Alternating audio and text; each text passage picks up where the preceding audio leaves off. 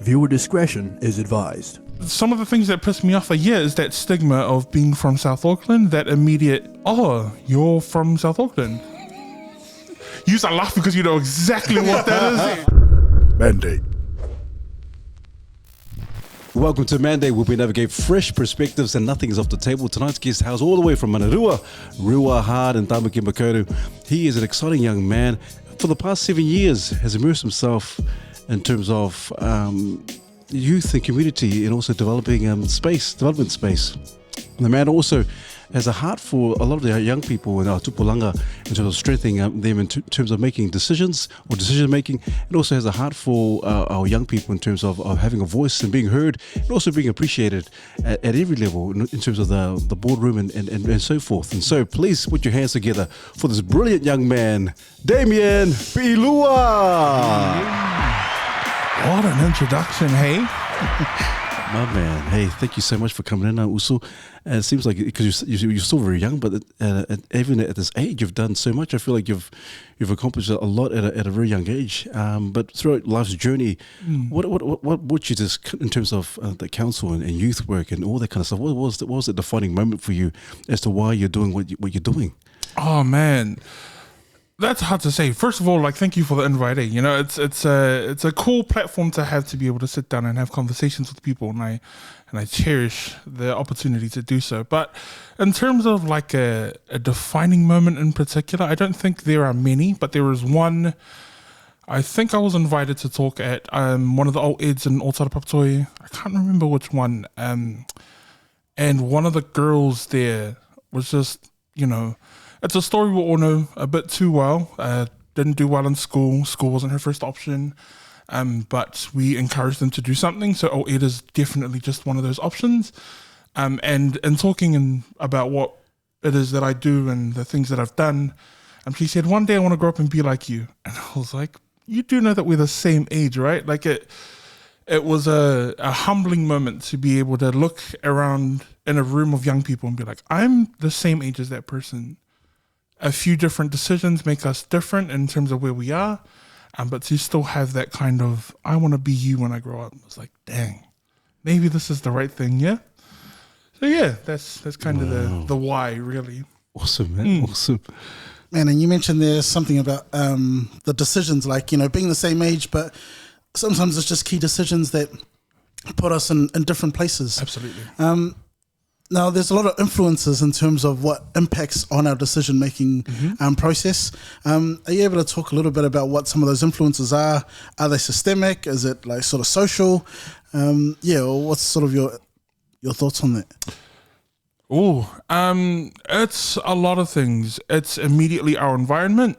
The things that we surround ourselves with definitely have the biggest influence on who we become as people, from as young as...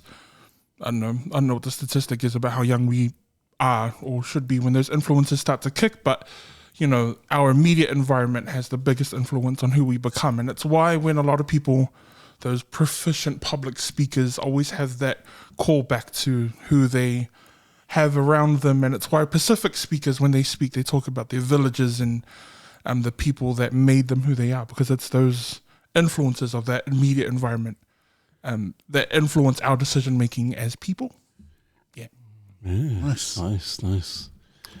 Also, for those who've been living under a rock like myself, you're able to explain what is it that you've done for our young people and who you are also. So much. So I think there are a couple of notable things. You might know me as Butterbean's before photo. So he's lost a lot of weight now, but he's still doing some marketing campaigns. So they usually call me up because I think we're about the same shade. So I'm his before photo. I've done some marketing campaigns for the warehouse. They usually dress me in weird, and I start as the warehouse. That's been pretty lucrative with a few campaigns recently. So yeah, that's probably my modeling career though. In terms of where my professional background is, it's easiest to sum it up as community and youth development. And what that looks like is different things in different spaces with different people. So the beginning starts with a youth council in Manurewa. So shout out to NYC, who may or may not be watching this. all about activating our young people. How do we get them engaged in events? How do we get them engaged in our local politics and local decision making, looking at our community, and how do we make sure that youth voice is heard and all of those things that happen on our day-to-day basis. And then working with Auckland Council on their youth advisory panel.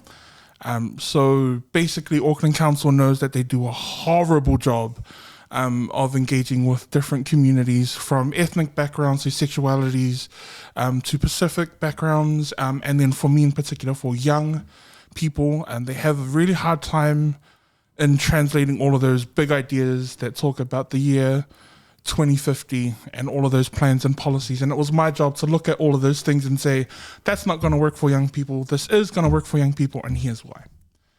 And that's kind of the easiest summary that I can make. Yeah, My man. Yeah, because you're still a young uso, and why is it important for you to be that voice for our young people and amplify that voice? Because you know, there's always these older people and people who think they're got all these degrees, and they think they're the ones making the decisions for our young people, and they sort of block their voice. But why is it important for you to amplify the voice? Yeah, I think that's the word, is to amplify those voices. I don't want to be a voice for someone, but to be able to amplify voices for people who aren't being heard is a really powerful thing. And especially for our young people, because the way that we kind of grew up, me and the kind of cohort of youth development shakers and movers, we believed that we're going to be living those decisions that people are making now. So it only makes sense that we have young people in the room at every level. It's unfair to expect young people to only have a voice when it has an immediate impact. Why don't we get them involved at a planning level, at an ideation stage, at the brainstorming rooms, in those writers' rooms, and those board levels, you know, where all those decisions start to take shape? Why do we only wait until those board plans come out and then we say, does that work for you? What I'm really passionate about is saying, nah, let's not wait until it comes out. How about we start with young people? How about we get them in the room first, and then with us together, we plan those things and we collaborate from day one instead of day 100 when your board plan is finished and then you're just like, oh, so did it work? Trash. But I like what you said, Damian, in terms of collaboration, because a lot of people always talk about collaboration. Oh man, let's collaborate. Yeah. And then one party just ends up doing just speaking on behalf of everyone else. Yeah. And so you talked about the plans in terms of 2050. How are some of those policies now? Have you been able to implement changes around those policies? And how many of those policies have been like, man, this is trash, man. This is not going to work. Oh, the ones that I can name. God bless Auckland Council. Their heart's in the right place. Amen. Amen. The heart's in the right place. A lot of it is those plans don't have us in mind is the biggest thing. Us as brown people, us as Pacifica people, us as minorities, us as low socioeconomic people, us as young people. A lot of those plans don't factor us in at the beginning of those stages. We've been able, in my capacity over the years, to feed into making sure that some changes are inclusive of those voices, and saying that, we've been able to push back and get some processes promised to some degree, that they'll do better in the way that they engage people, especially for our Māori people as well. There are so many plans and policies to think about, but overall, we've just been I've been trying to be a part of the conversation that says we need to change the way that things are happening, and there needs to be a change across the board. Nice, man. Nice. And with it, how do you sort of like implement accountability and like avoid box ticking? Because obviously sometimes people are set to doing things a certain way over time, generations even. So getting them to do things authentically and meaningfully, how do you sort of navigate that? In terms of a tangible action, what we've started to push for, or I've noticed works well, is if you start asking people to come back to you. In terms of, if I'm going to give you my feedback, and the koha of my words for something that you want feedback for, the least you can do is tell me what you did with that. Because a lot of people that want to engage with communities that they don't do well in engaging with is they'll take from them, they want insight, they'll ask you questions and they'll take all of those answers, but where that goes, nobody knows. So we, well, myself and, you know, others like-minded have started just to ask, okay, cool, you can have my thoughts, come back to me and tell me where that went. Show it to me in the policy that you wanted feedback for, show it to me in the plan that you're putting together, show me where my words are going, show me that the way that you can make this meaningful and you can hold yourself accountable to what you're promising us is if you show me where these things are going. That's cool. That's cool. I love that. That's cool, bro. What are some of the things that have really pissed you off when you're trying to be that speaker? Because, you know, that space is not easy when you're trying to advocate for young people. Or the space is not easy when you consider that you're not around your group of friends. You know, yeah, these words may sound fancy, but I'm still just a hood kid from Rewa. Like, I'm still just, you know, I'm hell-bent on hanging out and chilling and kicking back and all that. So it's weird taking me out of that environment and putting me in a boardroom where it's me, the mayor, the councillors, and other people who have degrees in politics and but some of the things that piss me off is that stigma of being from South Auckland, that immediate oh, you're from South Auckland. You are laughing because you know exactly what that is. You are laughing because Flashbacks. You're laughing because that traumatic experience is something that we all share. Yeah. And it's that, kind of visceral feeling of like, I'm from South Auckland and I'll clock you after we leave here. But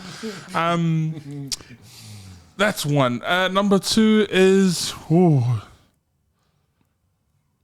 there are so many things I could pick. It's just the immediate underestimation of people, you know? If in the spaces that I've been a part of, the premise is that it's safe for young people to be here, but it's not. And that is attributed to there being a system that exists without us in it, so us being there is a problem. And me not being so timid in those spaces and being the humble Samoan, you know, I don't mind being opinionated in those spaces. So it's been really hard trying to deal with all of those people who are like, who's this guy talking up? And I'm like, yeah, because I do this. Like, I'm about that for real. That's cool. And then the biggest thing, and I will take this to the grave with me about how much this annoys me, is the immediate, Damian can do the prayer. No, David's like, can you do the karakia? Can you do the karakia? Oh, man. The karakia. So that's happened to me more than once. And then there was one prayer guy. Yeah, the token prayer guy. Hey, are you just here to give our dance? Oh, my days. Oh, man. So what do you do? Damian? No, you can though. But you can though. Yeah, it's sometimes I'll do it just out of spite and, you know, Tech 9 the whole prayer into 30 seconds and amen louder than everything else that I prayed for. I can't wait till I learn how to speak Samoan fluently so that my prayer is pretty in another language. But yeah, that's annoying. There was one time though, I think the angriest I've ever been in one of those Auckland Council meetings is I got there early, and it was just me and another member and one of the staff member from Auckland Council. And I don't know who walked in, but they walked in after me and they're like, "Oh, are you here with the kitchen staff, like the tables?" And I was like, "No, I'm the chair of this meeting." And I just waited. I was like, "No, I'm chairing this meeting. Like, what's up?" Quiet. Didn't ask me a question after that. Didn't want to say anything in that meeting. And I was like, yeah, cool. just remember that the next time you encounter someone that looks like me. But that's a big deal. That's a big deal. So the work that you're doing and representing our young people, and especially you're talking to mayors and all these other people involved in politics and so forth. Yeah. But I'm just wondering, has there been an instance where there's been some pushback when you've voiced your opinion, and then there's just blatantly like, no, we're just going to ignore what you're saying? Has there been instances like that you feel like, oh, bro, these guys are not listening? There probably has been, but I've never allowed it to happen. Cool. Like, whenever I'm in a space, I'm not there by myself, and it's not my views that I'm pushing at the table. I'm there because I was gifted a responsibility to be able to speak for other people who aren't at the table. So even if there was some pushback, I'm just like, but these are these things that are missing, and there's a reason why I'm pushing for these things. For the most part, people have been open and receptive to receiving feedback about things. But yeah, I've never encountered that blatantly, but if there is, it happens in a conversation that I'm not a part of. I know that much. That's awesome, man. That's awesome. Man, are there ever times where, like, the young people have, spoken about a certain topic or an issue, and they feel very strongly about something, and then you've kind of had to go back and hash things out, or maybe there's a perspective they haven't considered, and you're sort of, do you go back and forth in terms of that voice, or is it sort of you try and get it unfiltered as possible to the decision makers? As unfiltered as possible, I think, is the best, because we don't want to invalidate experiences, because everyone brings that with them. The greatest thing that you can offer in a boardroom setting is your experience, especially if you're asked to be there. So it's important that if there is, someone who speaks so passionately about it, that you let them speak the way that they can. Where I would step into conversations like that is shaping it within the context of the space. So let's say that we have a conversation and mental health comes up. You speak so passionately about suicide and suicide prevention. I would say, well, this is what we can do, this is what we can't do, and these are the bounds with which we can probably add some of what your experience is, and this is what the space has to offer. So how do we meet that in the middle is kind of the thing. Because we don't want to tell anyone no, everyone has a rich life experience that they bring with them. And then even more so, some people also bring their, intellectual experiences, which also add to those conversations. So it's about how do we shape a conversation within our context of what we can do, instead of outright saying no. That's cool. I love that. Thank you. That's cool. Yeah. Where does that courage come from also? Like, because, a lot of our Pacifica people are always in that tension between what humility looks like versus just allowing to be that quiet person and allow everyone else to talk, but you're like, nah. I think I don't have a fear of being ashamed, I think is my thing. Like, I don't mind looking stupid, and I think that's something that once a lot more people get over, a lot more people will start to speak up, if I'm being honest. I don't have that worry of like looking like an idiot. But that courage definitely is a blessing, and it's something that is probably one of the best gifts that I've been given. It's one of those God-given things, if you will. I just don't have the fear of humiliation, I guess. And that's helped me be in spaces that I'm uncomfortable in, and to be able to speak openly and freely. And it comes from, having an environment that cultivates that kind of courage and allows me to make a fool of myself, encourages me to go and do those performing things. And that's beautiful. That's beautiful. So because you're right, I think what Charles was saying is you're right, because you're kind of breaking the mold, because we hear it all the time. We hear, nice, humble, sometimes even to the point of being PC sometimes. Yeah. But you're the opposite. You're sort of opposite, and I think a lot of men, and including myself, we need to kind of get to a stage where we get over ourselves. It's like, okay, this is who I am, regardless of the humiliation, and if I feel like a fool, but at least you've expressed your true self. Is that like for you, that you're able to just go in those meetings and just be your authentic self and not even care what they think? And so, how does it come off with some of these people? It's like, oh, wait a minute, you're not you're a different mold. This Pacific Islander is a different mold. Yeah. How do they in your mind? How do they perceive you? Or just to add to that, I think the only reason I'm able to do that is because I know that the only thing that can go wrong is I learn from it. Yeah.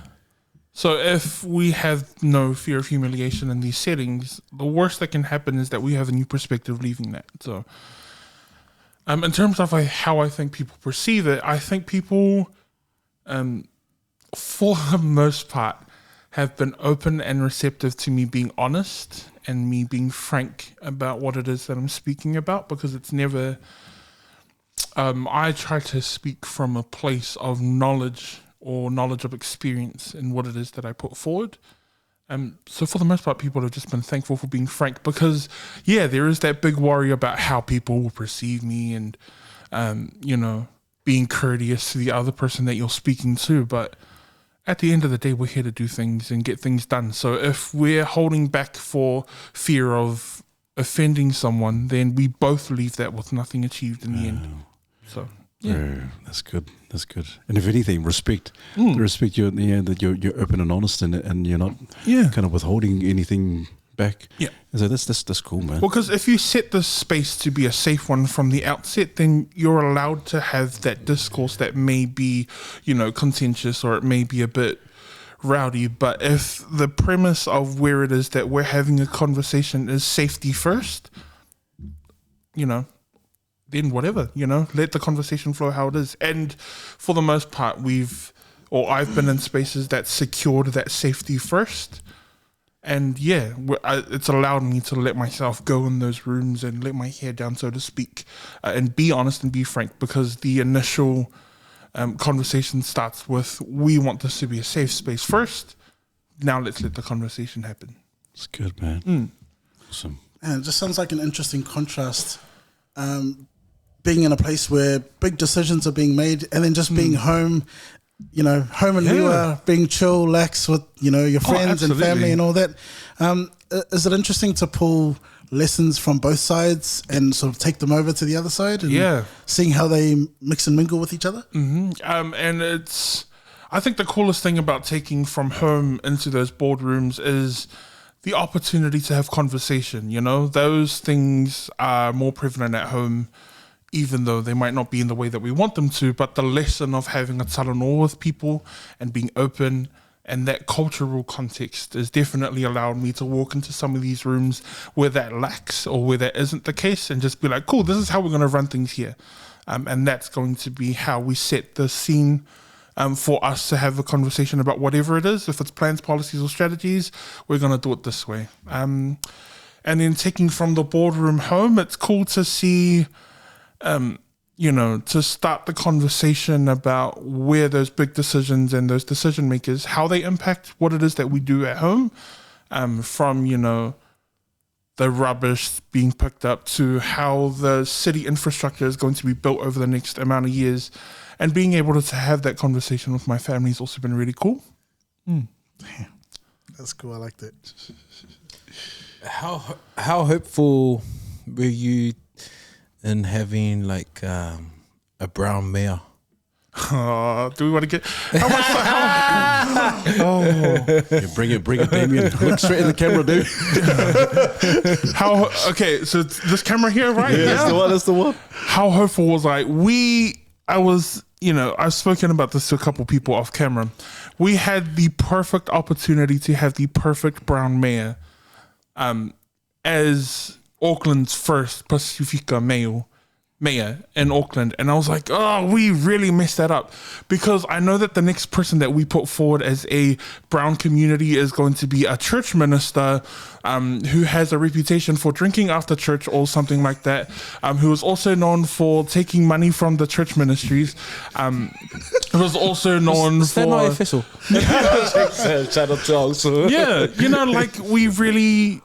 It's very rare to see politics attached to someone who was so politically clean, so to speak. Yes, his views are outlandish. Yes, his views are whatever. But I don't think there's been a person that clean without, a history of being scandalous and racist and, being in positions where policies are blocking minorities from advancing in their cities. So, yeah, when I saw that result come through, I was like, man, we as a brown community let that man down, and I will go to my grave saying that for real. And how much of that do you think is due to like policy versus, obviously race is like, I feel like is always going to be an issue. Yeah. And one of our previous guests, Improvise, had sort of given the example of when they were announcing, I think it was the All Blacks or some rugby team, they had announced it at, I think, the Whale in Mangere Town Centre, and the amount of backlash that people were giving, even though the majority of the players were Polynesian, there was still a lot of hate because it was being announced at this place.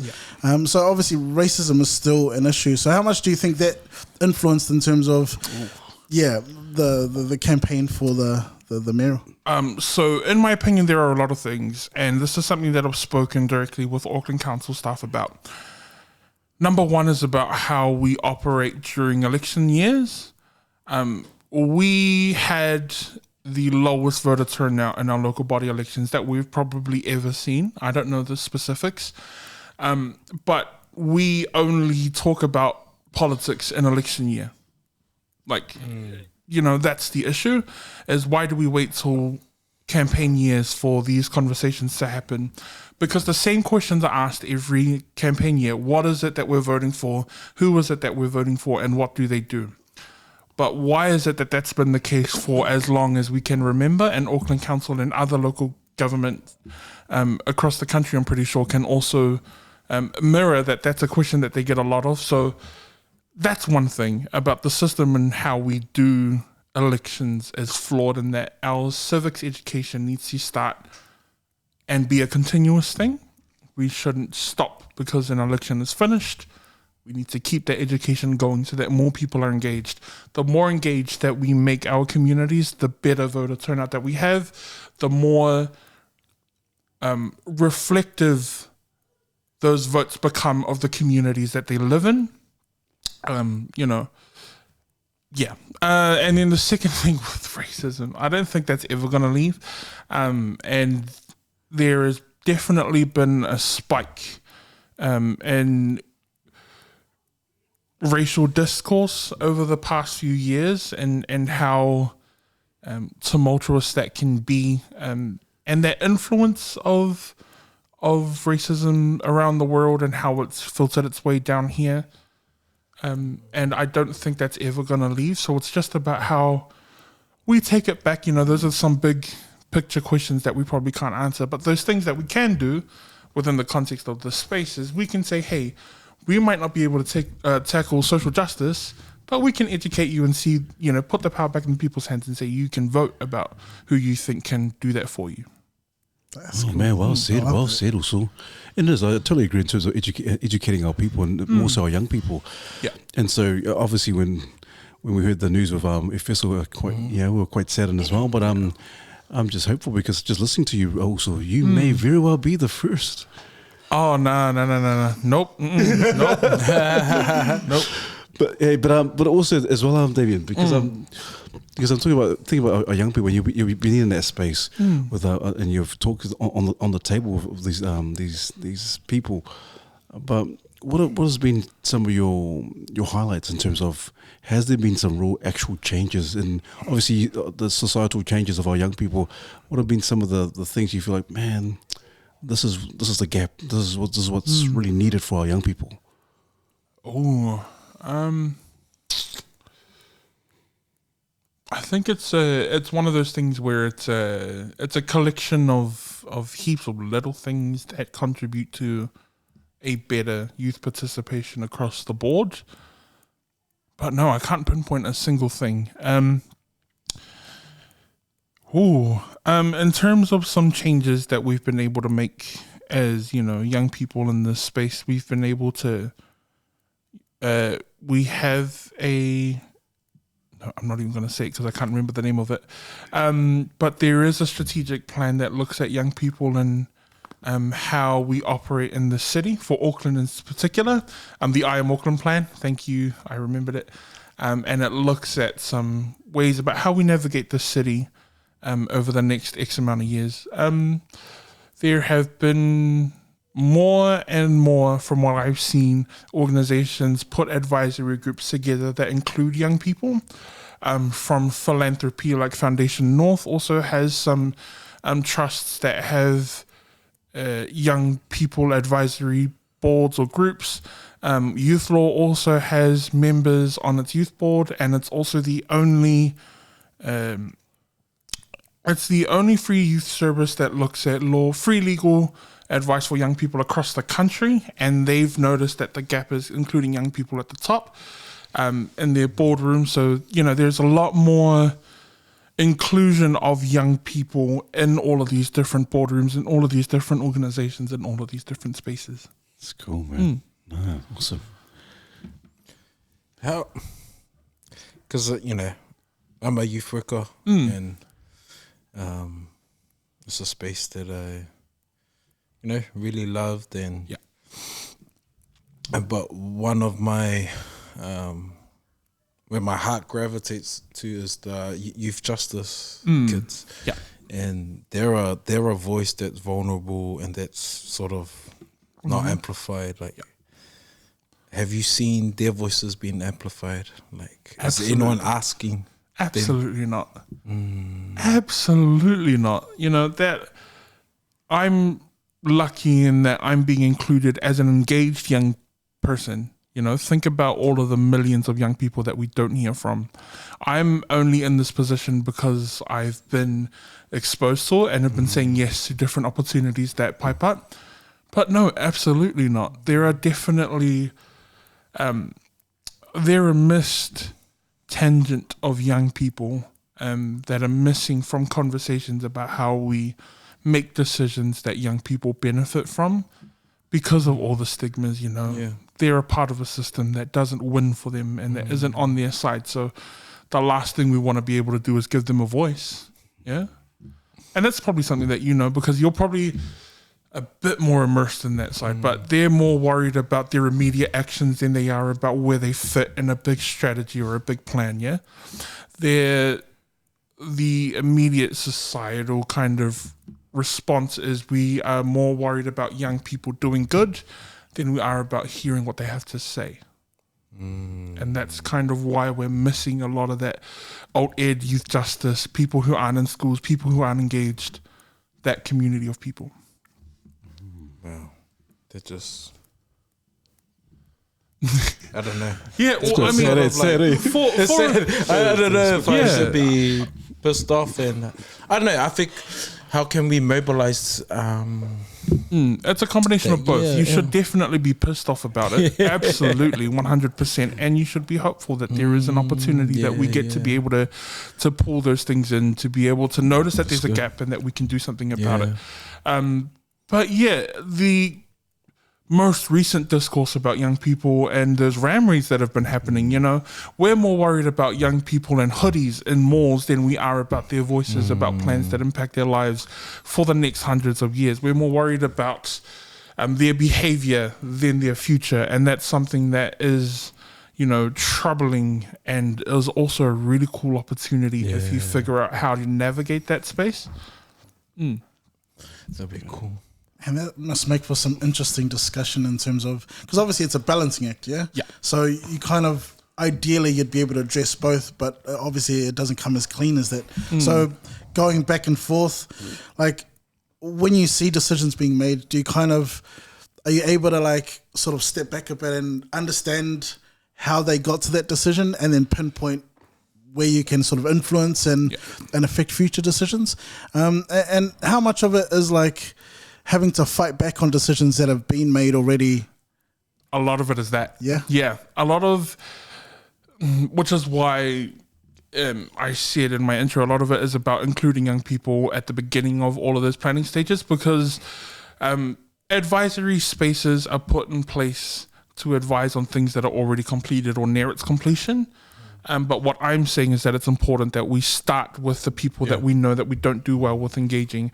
Why is it that we know that we don't, communicate well with our young people, our older people, our ethnic groups, our rainbow community, our et cetera, And instead of including them in the ideation and the brainstorming of those things, we say, okay, let's just go and put all this work together. And then when it's done, then we'll come to you and say, hey, how does that look? And, you know, you've done all of this work for nothing because, you know, it gets to me and I'm like, no, that's not going to work. And here's why, you know, things have moved on from when you started planning this thing. The strategy isn't fit for purpose in terms of our young people are growing, and by the time it gets into action, because that'll take another however many years, it's not going to work. So we, you know, it's important that we push back and say, no, day one is where we want to start. Day one is, we want the conversation to start with us, not end with us. We don't want to be responding to something that you've done. We want to be creating something with you. And that makes all the difference. You know, that collaboration from the beginning makes all the difference in the outcome and the impact that it's able to have, because a lot more people can see themselves in those things that we'd be able to create together, versus an asterisk in a plan that says this person had feedback in it. That's cool, man. That's cool because I like it. You said about being together, doing it together, collaboration. Yeah. And obviously around the table, you're having these discussions, but you kind of think, especially as us as Pacific men or Polynesian men, how have the learnings and the discussions that you're having around the table, how much of that do you go back home and you're able to implement that at home? Because you know our culture, it's kind of like children are seen but not heard. Yeah. And how much of that is like, oh my gosh, intergenerational kind of, now this is the matai, this is how it's done for Samoa, that kind of stuff. How much of that are you able to implement and even try to bust down some of those, I guess you can say those walls in terms of our own culture? Oh, so as a culture, we got some work to do, guys. Yeah. We have, I don't know how I want to phrase this. Excuse me. The framework that New Zealand uses to address specific people is the Talanoa framework. You know, important about bringing people around the table. Let's have a conversation. You know, youth workers use it, educators use it, whatever. But as a culture of people, when we go to use that, there is a process for how Talanoa happens. And I think we need to start being a bit more inclusive about who that process includes. So I know that for Mum, she probably hates me some days because I still take that same kind of courage, or lack of a better term, and I don't mind just talking to my mum casually about, you know, things that are happening in the house, and she's yelled at me a couple times about how, you know, sharp my tongue is to be tasteful for the cameras. But you know, it's about being inclusive in that process of Talanoa and the way that we do things, because there is a lot more that we can learn from each other. And the moment that we get over the hierarchy in our houses, the more that we're able to be free as a family to enjoy each other's company instead of resenting them for the role that they play in it, the more that we see each other as people, the less that we see them as a role that they have to play in a family, the more we're able to enjoy each other as a family. Or at least that's the way that I see it. It's cool, man. I'll see it. Man, and speaking of family, I'm curious about people who helped influence you. I'm just thinking back to you talking about not being ashamed, which is, it's so hard. Like, it's something I still struggle with now. Like, and I'm curious about how that came to be, because obviously we spend most of our time growing up in our home, aside from school. So I'm curious about the home environment in terms of fostering that ability to not be ashamed so that you're able to go out and do the things that you've done. Yeah. I think I can sum it up. So Mum's always just been encouraging and telling me to do something that makes you happy. And for me, I found that making people laugh and being amongst people is something that I enjoy. So she's like, cool, then do that. But that's kind of been the environment, I guess. And then school environments kind of pick up on that, they start shoulder tapping kids from a young age about those ones that stand out. And they're just like, hey, do you want to maybe come and do this? And, oh, you kind of have a talent. Do you want to kind of do this? And through that, I've been able just to go and give 100% at every point. Do I have some fails? Absolutely. I would probably be embarrassed if my what year was it? My year 11 solo performance external came out because I thought I was Rick James and I kneeled on the stage and my pants ripped and I didn't know until I got up. But you know, God bless that. That's shout out to James Cook. I hope they don't archive things, but I mean, it's James Cook, so who knows? I've always just pushed it, even if, I've always just been that way, and I think my family have been accepting of it, which is really cool, because they're a family of performers as well in their own right. My older sister is a writer who you guys know, a musician, everything else. She's kind of mid, but I wouldn't say that to her face. And we grew up singing and making noise and enjoying each other's company. So all I did was take what I would do at home and do it in other places. And that kind of is the motto. Yeah.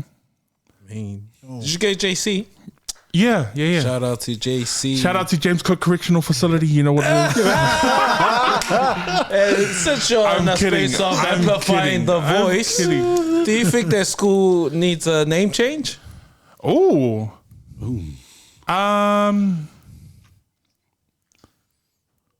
I don't really mind it, to be honest.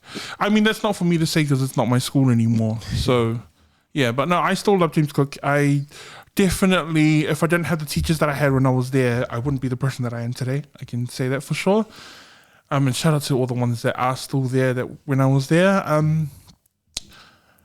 But no, I don't really care, to be honest. It's something that, one of the important things about these youth spaces is that once you recognize that you're not there anymore, that you should move all the way on. And it's the same with high school. I think because I'm not there anymore, not immediately attached to it in any capacity, let the people that are there make that decision. Jeez. You and your last cell connections. Time to let it go. Well, actually, I am a JC, but shout out to JC. But Damian, has there even been a time, because obviously there's a lot of strategy, a lot of policies, a lot of discussions, a lot of talking around the table. Has there ever been a time where you just felt like, man, it's just mentally for you, it's like it's draining, it's consuming right now. It's like, man, I just need a break. Has there been until somebody, I just, you know what, guys, that's enough. I just need to rest. Yeah, I did all of the things that we talked about voluntarily for 6 of those 7 years, and that's crazy to think about because it was also alongside school when I was in high school, and then studies while I was studying. I studied for a little bit, but it was all for the passion and all for the opportunity. I recognized that it was definitely one of those things that don't come to people often, and something that I can't, take lightly to be in those rooms, because if we think about the last election, how many people had to fight for those spots, and I was asked to be there, so I'm going to be there in every way that I can. So, but I mean, after a while, it just gets a lot, A lot of what it is that we're responsible for is other people, and there is only so much of their responsibility that you can take on and make your own before you're like, nah, gee, I just need to change it, which is kind of why I've stepped back for the last few years. But I'm definitely looking to get back into it again sometime soon. But it's about recognizing when you become resentful that that's the time to tap out. I would say the minute that it became like, I don't want to go here, well, I'm sick of this, was the minute I started thinking about, okay, what's the exit strategy? Because it's not fair if your job is about people to be resentful about your job. So it's best that you take that step back and reevaluate and reassess before you come back and start doing it again. Otherwise, you start resenting the people that you're there for and the reason why you're there. So it was just like, about, I want to say 2020, 2021. Yeah, 2021 in particular. I was like, maybe the space doesn't need me right now.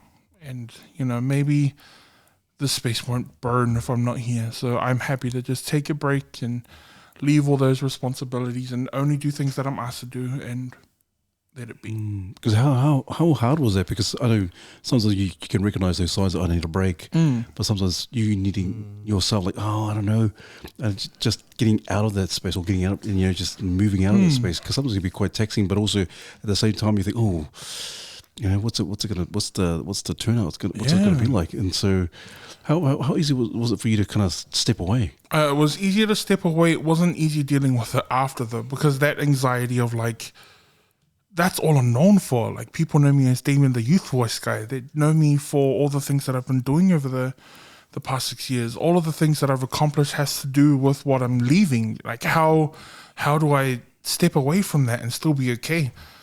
And then I stepped away from it and I'm like, oh, I'm okay. I think we just need to be okay with being okay. And the minute that we let go and we remove ourselves from the space that we become resentful about, we're just like, cool, now we can breathe and we can deal with it. And then when we're ready to get back to what it is that we're passionate about, then cool, that space will always be there. And that's the case for a lot of people who have passions as their job.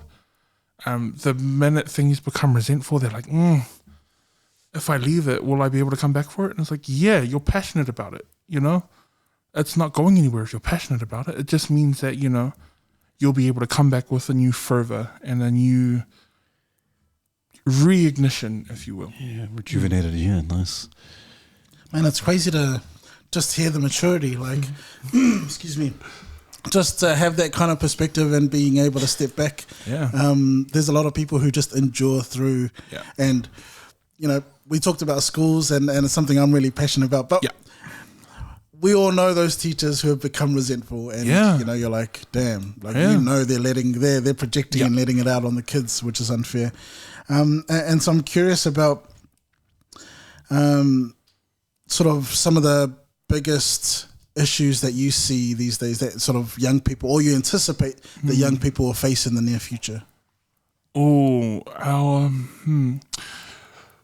With one thing that I've come to like recently is the idea of a social media diet. So when we think about all of our health and dieting and what we digest, we don't often consider social media as a form of something that we ingest in ourselves and digest all of that social media and its influence and et cetera, et cetera. That'll be probably issue number one, because there is such an immediate access to information. It's troubling how crazy that is, that we know about things that happen so quickly, and that process of information is so quick. If we think about, and I know this is going to be a horrible comparison, it'll segue. If we think about 9/11 and the only way that we got that information was on TV, now we're able to have a 9/11 story every day on our phones. And if we think about it that way, we have a 9/11 tragedy happening all the time, constantly, because there are those tragedies that are happening around the world all the time, constantly. And now young people are on social medias where that's accessible. That's crazy. That they can scroll and go from the protests about hijabs in Iran to the war in Ukraine to the shootings in America to the shootings in New Zealand to the ram raids to et cetera, and just thinking about the impact that has on our young people is crazy to think about. Not even to, mention the addiction and stuff. That's all stuff that we know about. But just to think about all of that tragedy being so accessible is crazy to me. I think we've removed the fun from young people and we've exposed them to too much of the negative. And it's only going to get worse the more things ramp up over the next few years. In terms of socioeconomic status, those are all things that we're all familiar with in terms of how we're not equipped to survive currently, and we're all just making by. And if that's what our parents are going through, think about what our young people who are recipients of that as well. If we think about, our last election and all of the conversations about our year 13s leaving schools to get jobs, if we think, that's happening now, but how much worse is that going to get if we don't intervene at some point? Yeah, so those are the two biggest things. The other thing I'm curious about is how do the younger generation view what a man is or men? Because it's gender's been such a massive topic for the last few years. I'm curious about young people's opinions on what makes a man in the modern era. I think it's changing. I think the image of a man is changing day by day, and that we're allowing to blur the lines of what it is that we're expecting men to be. I think that's the way that I'll put that. We're allowing men to feel. We're allowing men to talk. We're allowing platforms where positive conversations are allowed to happen, and that's changed from the stoic kind of staunch image that we grew up with, and the responsibility of man in the household, and et cetera, et cetera. But now we're allowing the image of men to change to be more human, and I think that's something that I'm getting. Aside from the men are trash narrative, which is also something Cool. Yeah, and I've also found that discourse kind of weird about like all men are trash, but not all men. Sorry, and people that have a problem with that, you know, that notion of not all men. I'm just like, yeah, but enough men are a problem for this to be a thing, and I think that's something that we also need to acknowledge as men.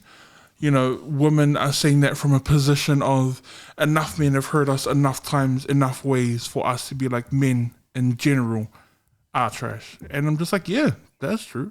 That's historically correct that we've been responsible for, you know, from a micro level of relationships to fail to macro levels of countries to fail. So it's, we need to own up and take that on and just be better. And just do better and take that on and be like, cool, if that's what you have, let me take that on and say, hey, I know that you think that way. How can I be better? And that's kind of the positive narrative that I'm getting outside of all of that heaping on of men.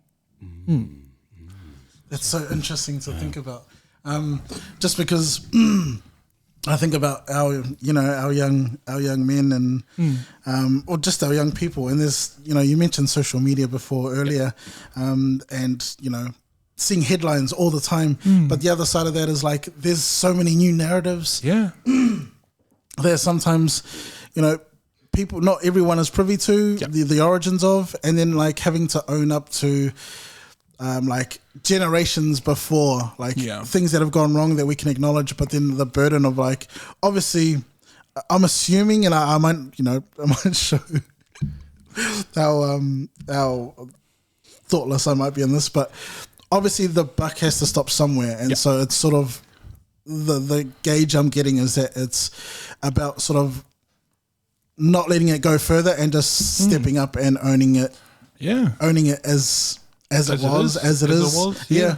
Is that sort of along the lines of what that's about? Because the biggest thing is that we're the generation of change in many ways, and a lot of that is the image of where men sit as a, you know, male, and gender roles has been talked about because it's a generation of change, and for some people that's a literal thing in terms of their own gender and sexuality and their own identities, but as a society, I think from what I've been able to experience, we're also being open to what gender looks like when we let our walls down and we allow ourselves to be accepting that our role can be more than just what we know, and you know, we're allowed to learn more, and we're allowed to express and vent and be new and change in that way.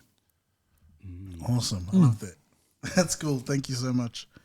The other thing I was curious about was, what do you think men need to be more courageously out there about and not be afraid or be ashamed about?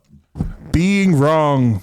I'm sorry to say something. That's good. Oh my gosh. How, you know, and I won't say names, but even on your comments, but we need to be able to accept the fact that we're allowed to be wrong. You know, we're so ingrained in the idea that we have to be right about something.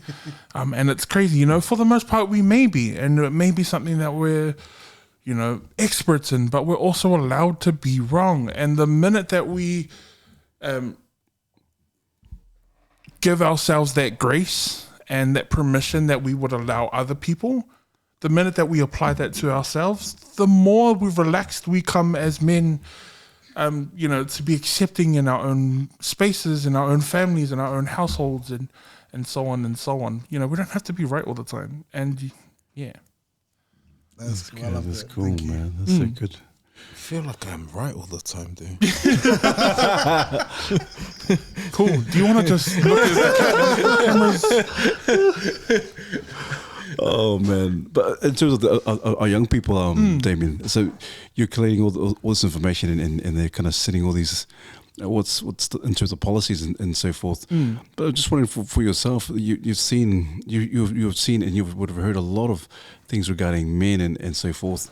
But what's your take for you personally? Because you're hearing what the young people are saying. But for you personally, what is your take in terms of men and also the societal changes of our men? Is it quite positive in your mindset in terms of how we are doing as men, or is it a lot of things that are kind of like, man, there's some things that are quite questionable? I think, I'm optimistic by nature, so all of the things that I know are negative, but with an optimistic viewpoint. So we look, there is just enough conversations about how men can do better.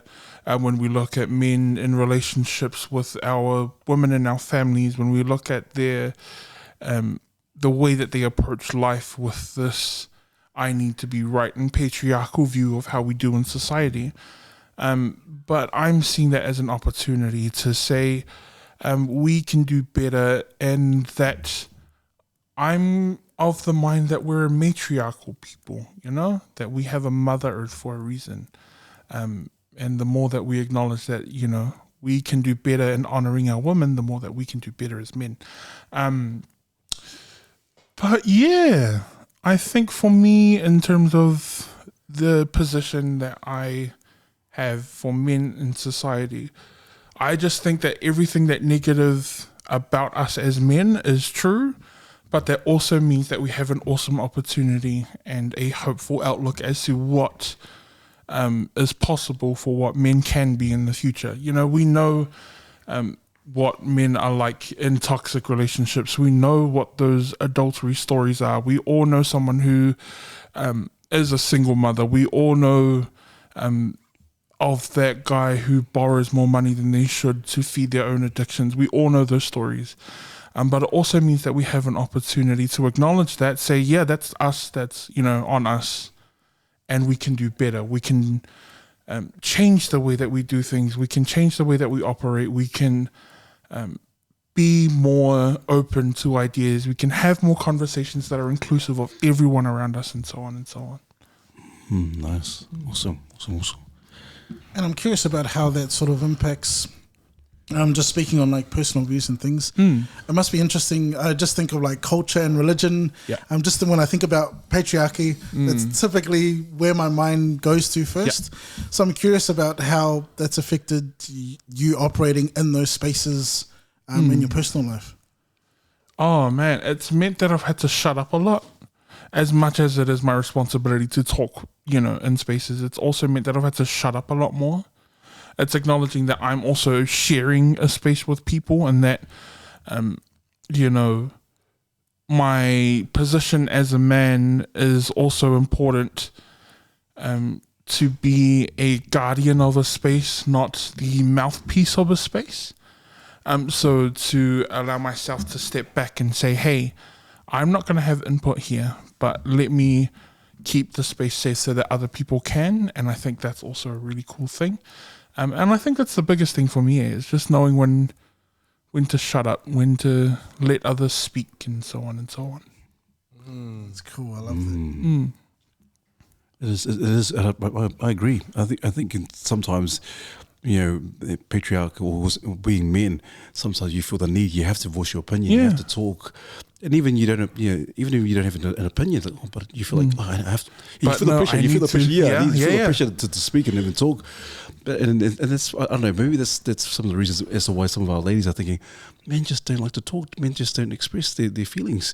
What are your thoughts? Do you think as men we don't talk enough, or we don't want to express our emotions. It's not that we don't talk enough, it's that we talk at the wrong times. I think we need to get over the idea that we don't talk enough, because if we think about how many episodes of this podcast, we know that all of these episodes are like an hour long. We don't have a problem with speaking. I'm pretty sure, well, I know for the most part, everyone in here is married except for me. I just go into my queen size bed and cry.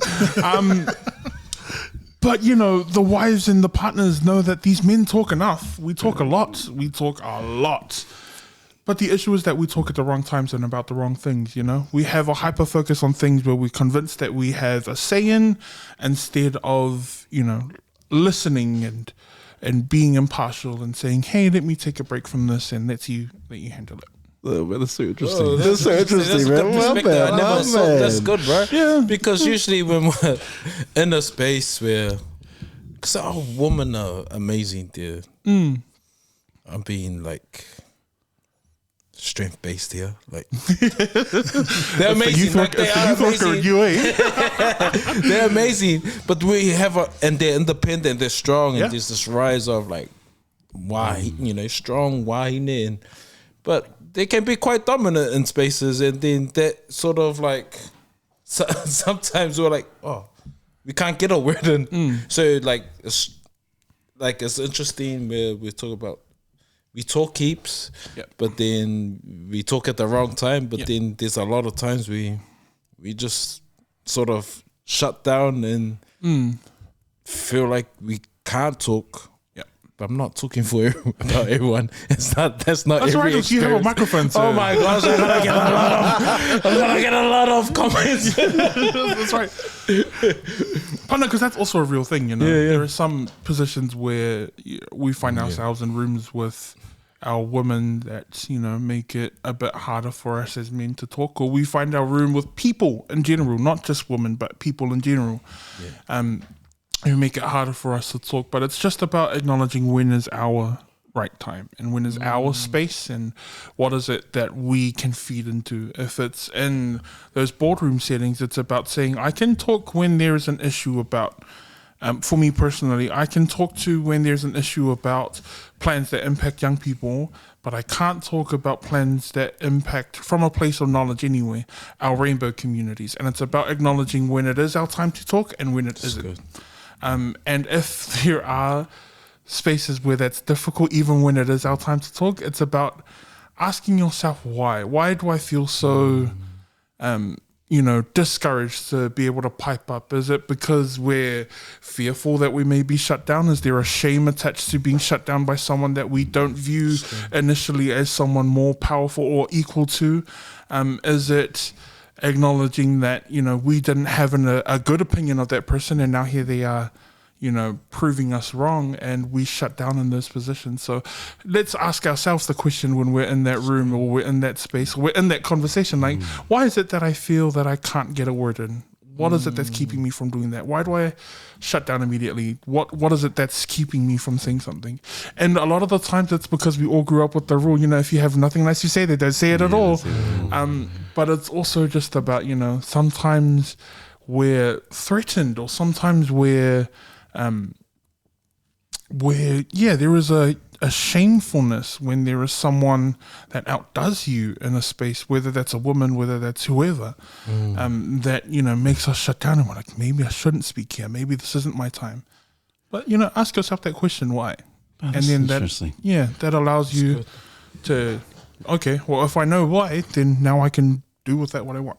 It's interesting because, you know, even now, like, I'm not so sure if you get kind of these kind of feedback from young people, but even now I'm hearing it all the time: alpha male, beta male.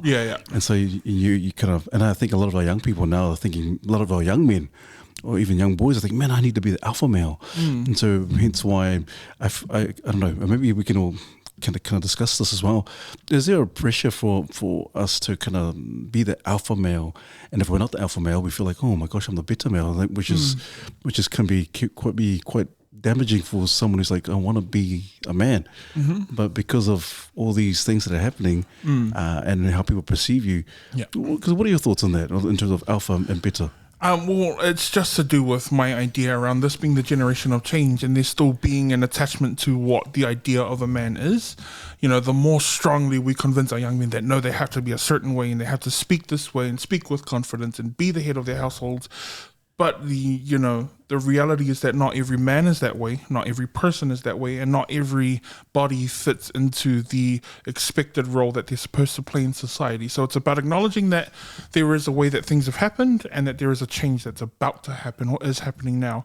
And a lot of that has to do with the alpha beta male mentality, and that, that doesn't work for society moving forward because we're constantly changing what it is that it means to be a person, regardless of what their gender identity is. We're changing what it means to be a human. And a lot of that has to do with removing those roles and those expectations of what it means to be a person. And that's why there's such a strong,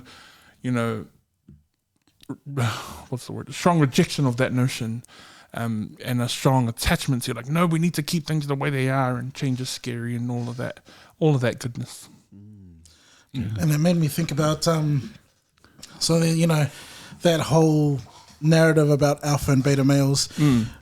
A lot of it's become more popular because it's almost being like the minority perspective now, like because of the way the world is being shaped up to be.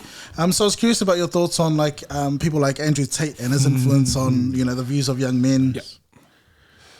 Oh, what are my views on Andrew Tate? Well, what are your views around the table? This is also a shared conversation. Yeah, this is good. That's good. Let's bring everybody in. Man, to be honest, I don't watch Andrew Tate. Yeah, absolutely not. Piers Morgan, eh? I think I've probably listened to...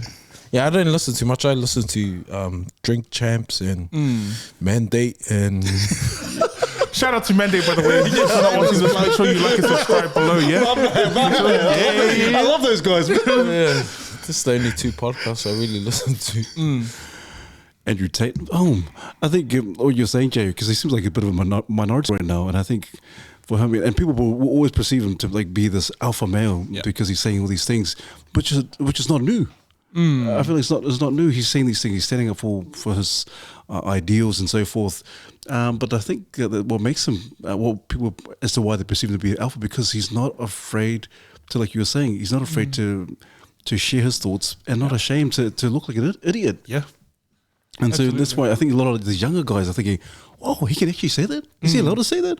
Oh man!" And so a lot of these younger generation, even some of these older men are thinking, "Wow, he's actually saying something that I want to say, but I'm a bit too PC." And so he's politically incorrect, but also he stands on his convictions and he's not afraid to share his thoughts and his mind. I think that's why he's so people are kind of like are attracted to what he has to share and what he has to say. Yeah. And he represents an ideology we know, and that's what's scary, and that's why his views resonate so well with people, because that's an ideology that we know and that we're changing. And the minute that we change the status quo, the more what the status quo used to be is something that we want to keep the same. And it's the same, when we have NRL games and people change uniforms and they're like, no, we like it the way the old was. It's the reason why we didn't change the flag with the new referendum that came out. It's the reason why we still haven't legalized marijuana in this country, even though we all know someone. I like how you looked at me. Come on. Even though we all know someone that will work with or otherwise. And we want to keep those things the same. And it's because we've built a society that works on organization. And, the way that we're changing things is to be a bit more independent. We're removing that community aspect that has roles and people that play them to be more individualized experiences in the way that we navigate the world. So the way that I see Andrew Tate is he represents a very true ideology that we've known for the longest time, and it's something that's existed before me and will exist after me. But I think, as people are noticing that the community experience is something that's also changing, and we're becoming a bit more individualized in the way that we navigate the world. Well said. Yeah, that's fascinating. Interesting. It sort of makes me think about the importance of role models, because people that have a platform, there's almost a there's not an outspoken contract about responsibility, but essentially you are responsible for your words, and you never know how it can impact, especially young people. Yeah. And so what do you think in terms of the importance of role models or people to be accountable for what they say, especially in the online world? I think more people need to be remembered. We need to go back to a time where we could catch these people outside. I think that's the thing here. It's because a lot of these conversations happen, outside of the scope of knowing where that person is from, we couldn't get away with these things before because we knew where they lived. And the more that we get back to that, the more that we have civil conversations about things that really matter. And I'm just kidding. That's our snippet. Could you imagine? Clip that, whoever the editors are, clip that and ship that, G. There's your views on TikTok right there. More catch me outside. Catch me outside. But no, it's true though. I mean, we need to be... what was the question? Sorry. So sort of like the importance of people being accountable for what they speak online. I think we just need to, make more engaged people, period. I think the more that we make engaged people, the more that we're able to hold people that we see as role models accountable. The more that we allow people to be educated and to think for themselves, the more that we remove the influence from a role model that may be negative to different communities of people, the more that we allow people to think and activate themselves, the more that we see that role models and who they are change as well. That's cool. And speaking on role models, so then what makes a good role model? You talked about there are negative role models out there. So what makes a role model a good role model? In my opinion, a good role model is someone that allows you to think. That's always kind of been my premise about what a good role model does. Whether that's about music, whether that's about art, whether that's about dance, whether that's about performance, whether it's society and et cetera, et cetera. But a good role model is someone that makes you think, someone that makes you ponder, someone that makes you take what it is that they do, think about and have conversations about it. Is what I think the best role model does. That's great, man. That's great. Well said. And like when you talk about thinking, you talk about critically thinking, empirical thinking. Yeah. And so you're right. I think there's a lot of times where, as men, one of the things that we kind of like sometimes is just think. Yeah. Yeah, think. But not just think, but think for ourselves. And I think that can be sometimes a bit of a downfall for us, is not think for ourselves. What are your thoughts in terms of going back to what Jay was saying about role models? What is your take on those individuals who may have a platform on social media and so forth, but they turn around and say, I didn't ask to be a role model. Why are people watching me? I didn't ask you to be a role model. And just what are your thoughts on that? When people go, you should be a better role model. When they can turn around and go, hey, listen, I'm just being me. I didn't ask to be a role model. I think that's fair. I think, again, letting people think for themselves. We shouldn't be placing the responsibility of being influenced in the hands of somebody else. The more that we point at someone and say, you're the reason that I'm doing this, the less we take responsibility for ourselves. So it's important that we also acknowledge why it is that we're putting these people on pedestals, and it's saying we need to start thinking for ourselves and attaching ourselves to ideas, not people. And the more that we attach ourselves to ideas and making them better as ourselves, the more that we remove that responsibility of looking at someone and saying, you're a role model and this is everything that you've influenced and why it's wrong for me.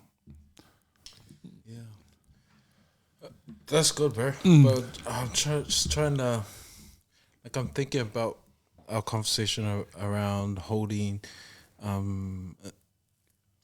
ideas or influences, holding them accountable in terms of some of the stuff that we say. And it's almost like, because we're living in an age where it's like cancel culture is like, that's high. You can't say a certain thing anymore. And so we're not really allowing everyone's views to really marinate and have these discussions, because it's like, I don't like what you're saying. We should, I guess, hold hands and sing. I don't like what you're saying, but let's cancel it. We should get them off. Like, what are your views on that? Like, what's the space look like when those conversations happen? Are you bringing me on just because you want me to have a debate about what it is that my viewpoint is? Is that what it is? Are we just having, a debate about these controversial topics where I would be cancelled if I said how I really feel? Is that is that the issue? Or is it because we're not setting a safe enough space for those conversations to happen? That's why the premise for if we're having a conversation of any kind should always be safety first. Then we allow for all of those conversations, positive or negative. We allow that challenge to be in the room because the space is safe. And those things are allowed to happen. If that's why a lot of those people don't do well when they're brought into different rooms where they're not supposed to be, or why they're always cancelled when they're speaking on their own platforms. It's because those spaces aren't safe for those conversations to happen. If we made it available and we made it that it is a discussion about political views instead of you're wrong, I'm right, you're wrong, that changes everything about how we approach that thing. That's good. That's good, man. Yeah. And it's interesting because typically that's how things have operated in the past in terms of there's always, it's black and white. You're right or you're wrong. There's never been, whereas now, excuse me, I feel like the world is navigating to a space where we're exploring the spectrum in the middle and sort of allowing, opening up these things that we took as absolute fact and absolute truth. And now we're sort of unpacking the origins of where those beliefs came from. And perhaps there's room for more. Is that sort of an accurate kind of description? I would say so. It's about removing that debate model and opening a conversation one, because what's more important and where the impact lies is conversations with people. And that's what's really important to remember, is that the most learning that we can do is by having conversations. That's why those Talanoa frameworks work. It's why Talanoa is such an important thing to us as a people, because we traditionally have recognized how important conversations are to have in a space that's been set aside to have those conversations. But the more that we remove ourselves from that and the more that we open ourselves up to debate about who's right and who's wrong, the less productive everybody leaves out of those conversations. Man, I love that. That's good, bro. Speaking of those conversations, when you're in a conversation, not every topic is going to strike you as something you're passionate about. Yeah. How important is it to not just check out and be like, I've said my bit, I've heard the bit I'm interested in and I'm going to gap now. But actually sitting through and listening to the other perspectives, especially when you're in spaces like council where big decisions are made. How important is it to stick through and not just check out when you've got what you need? It's the most important thing, because you never know who that's going to matter to. And if I'm in a room where some things don't matter to me, it will matter to someone. And the least I can do is pay them that attention to say, hey, we're in the same room together. We're both in a position where we're voicing our opinions and our passions about something. So it would be rude of me to, remove myself from after I've said my piece. It's about acknowledging everyone in the space. It would be sad if I was only talking to Pete and then you two asked a question and I checked out and it's just acknowledging about who's around the table and saying that, hey, all of our experiences and what it is that we have to say is important. And if we walk into every room with that in mind, it allows us to operate from a space of equity and treating everyone the same. So even if it's not an issue that I'm worried about, if I as a young person am in a room with the seniors, someone who's older that's talking about Auckland transport and I'm there to talk about, some strategies for young people, it would be kind of stink of me to just be like, super gold card, ooh, you get free transport. But, it's just about acknowledging who's in the room. That's cool, man. You talk about creating a safe space, Damian. Yeah. Has there ever been a time in some of these council meetings where you felt like, man, I do not feel safe here? Oh, yeah, absolutely. Any examples or? None that comes to mind. Well, that one, I was ika about that the whole time. I was just sitting in the back of my mind, but what if I did just start cleaning the table? That was also something that I was thinking about. I was just like, what if I just hey guys, welcome, and just started cleaning the table in front of everyone? Just how funny that would be. But, there are definitely some conversations where everybody's best interests weren't at mind or weren't at heart.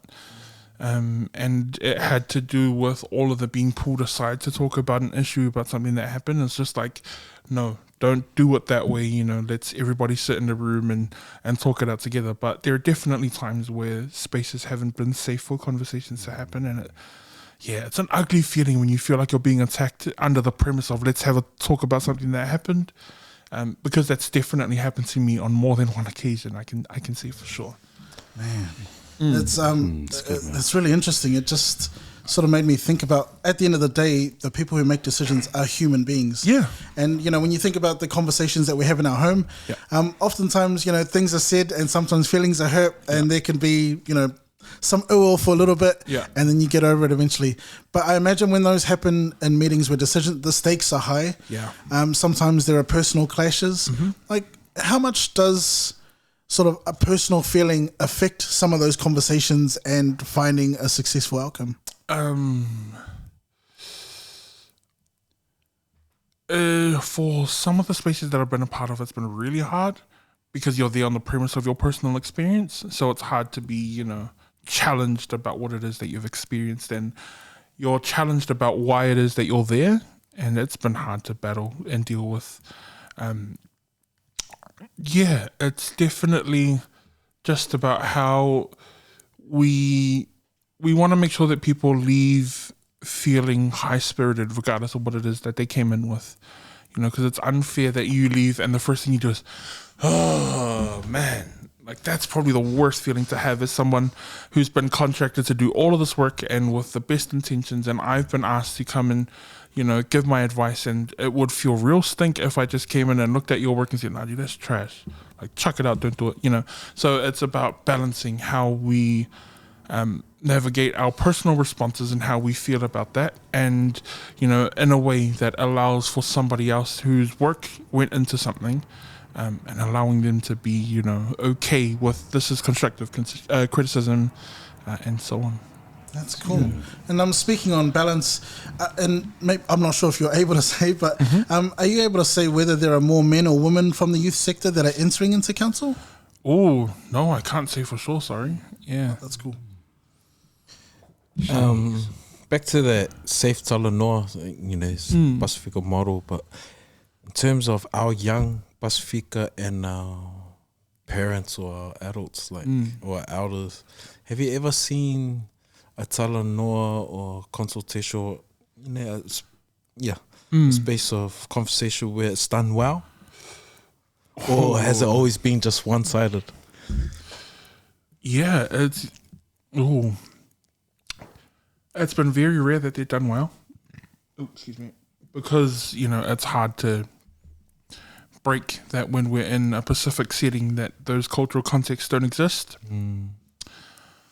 But no, there are definitely, it's very rare that it's done well. And that's why I'm struggling so hard to recall an experience, because the hard part about, all of these things, council related, these big plans and policies, is because they don't have us in mind, when there's a cultural context applied, it's hard to translate what it is that council wants and what it is that works for Pacific people and how we speak. So it's hard, man. It really is, thinking about those consultations where those intergenerational conversations need to happen, because when council reaches out, for Pacific people, they're not just reaching out to older or younger, they're doing both. So they're reaching out to us as a whole. And when those consultations happen, it's just about inviting families to come along. And in those family settings, do our kids ever get a chance to speak? Not really. And that just continues in these consultations that are aimed at Pacific people. I mean, they do try and make it as friendly as possible for our young people to speak. So much so that they've even started to remove and just start planning Pasifika youth specific consultations, and started funding people like the people at the Course Collective. Shout out to Killian, shout out to Killian. Yeah, man, because Killian is the man, and you want him on here? Say it. I think Killian would be gang. Killian, if you're watching this, please. Or, it's up to the team. But if you ever get approached, please do it. I think that guy would be mean on here. But, they've started to shoulder tap some people that they know do well in this youth space and say, hey, our Pasifika youth aren't being given the opportunity because they're attached to their parents or to their families. Because we also as you know, those big spaces acknowledge that Pasifika people work in communities and in families, so they're just targeting families and churches and communities. But we're saying, hey, no, we need to start doing something for our young people specifically. So people like Killian really stand out in those spaces and saying, hey, let's do something for our young people. Man, it's cool, man. Yeah, It's a good. got any ideas on how we can create a safe space where our young Pasifika are heard and their families or their parents, able to hear them at a level? And I'm saying this as like one with the hat of a youth worker. It's easy for me to advocate for another young person, but then as a parent, I'm back to the hey, know your role. Yeah. It's Oh man, it's such a difficult thing because we're dealing with bringing our cultural context to a land that isn't ours, and then implementing it with other things that don't belong to us either. So there is a threefold challenge. How do we introduce cultural context in a society that isn't culturally minded? How do we introduce our cultural lens into spaces that don't have one? And then how do we break the generational kind of responsibility between our parents and us? Because even frameworks that are dedicated to Pasifika people are also set up to think about the family and the role that different people have to play in it. So how do we break that? And there is definitely some challenges out there. I'm waiting for scholars to come out with something so that we can just, tag it onto everything that we do, like all councils do with the Treaty of Waitangi. But I'm waiting for our version of something that, strong and steadfast for us to be able to look to. But no, in terms of ideas, it's just about including people in the Talanoa process, because it doesn't have to just be matai to matai. It doesn't have to be adult to adult. It can also be inclusive of our children, and inclusive of our young people, inclusive of our women, which is also a very important thing. That's something, we need to stop defaulting them to go and cook and clean, and start bringing them in the room and saying, hey, your voice is equally as valid as the men in this room. Caroline, stop cleaning. Sorry. But how important is that, Damian? Like, I guess we're around the table, all the brothers are speaking, and we were obviously talking about Talanoa, the frameworks, and being men and so forth. And people have different ideas in terms of, or interpretations of what a man should be or should look like. And for you personally, as a young Pacific man in this day and age, and you're working with a lot of young people, what is the not the end game, but what's the long-term goal for you in terms of, obviously you're working in council, but what's the long-term goal for you as a young Pacific male in this nation? Oh, I don't know. To upgrade from Butterbeans before photo to his after photo would be pretty nice. So I'm still working on that. Shout out to Butterbean. I know he's been here before. If you can drop a few hints my way, appreciate you. But in terms of my place, I think it's just to keep that same say yes optimism to different things that come my way, and allowing myself to take all of this experience, because it would be a waste if I didn't do anything with it, and just applying it to different spaces and learning from them. Bro, man, I just to be honest, straight up, Uso, I love your attitude. Thanks, man. As young as you are, bro, you're doing things that I don't know, brothers. If we can go back and think, man, shucks, you're doing some amazing things in terms of, like I said early on, kind of breaking some of those molds. You're not afraid to speak. You challenge yourself, and I can imagine sometimes people might, your own values are challenged in these council meetings, For sure. but. For you to get up and to share, and you're very eloquent. I love the way you speak and so forth, and you're very articulate. But I think the biggest learning I've gained from tonight, or garnered from tonight, is that you really have a heart for young people. Yeah. And it's there's no denying that. And so when I asked that the last question is because I'm thinking, is youth we're going to be, or the young people going to be something that you're going to represent for years to come, or is there something outside, like, I don't know, maybe politics, or maybe something that you're kind of thinking, oh, maybe this is the next chapter for me? Yeah, no, I'm definitely looking away from the youth space, because I think it's also important that we can't keep the same people here forever. I think that's politics' big problem, is that we have the same councillor that my mum had in the same time frame that I'm alive, and it's been however many years. So it's important to know when to put an end on things and start something new. So for me, I'm kind of looking at public health next. Definitely something to look into. Don't know in what capacity yet, but I think there is an opportunity for me to find something there. Cool. Is there a reason why?